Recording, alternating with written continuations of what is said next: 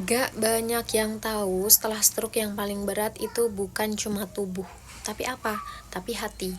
Ini sorry saya sambil beres-beres kos ya. Setelah stroke itu banyak pasien alami depresi, terus dia mengalami kehilangan semangat, terus merasa nggak berguna. Nah ini dulu juga terjadi sama paman Ari, karena paman Ari waktu itu takut nggak bisa pulih, takut nggak bisa kembali seperti semula, dan akhirnya apa? Akhirnya waktu itu karena sudah didiagnosis didiagnosis lumpuh, nggak bisa gerak, tangan kakinya juga kaku, sulit untuk digerakkan.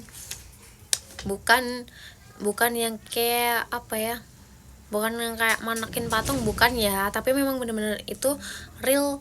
Kalau stroke itu kayak gitu, mungkin di sekitar teman-teman juga ada kali ya, entah keluarga, entah tetangga, entah temen, itu ada ya, sama kasusnya seperti itu. Dan akhirnya waktu itu si paman Ari nemu sama herbal Cina, karena waktu itu bener-bener yang kayak udah sebenarnya takut banget gak bisa pulih gitu. Dan akhirnya mau nyoba pengobatan alternatif, semuanya dicoba, dan waktu itu alhamdulillahnya tuh nemu sama herbal Cina itu.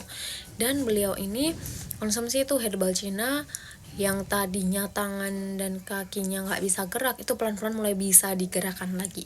Terus yang tadinya mulutnya itu benar-benar kayak, katanya sih ya, benar kayak yang dilem gitu loh, susah buat ngomong gitu, kayak ada penahannya, mau dibuka tuh susah banget katanya.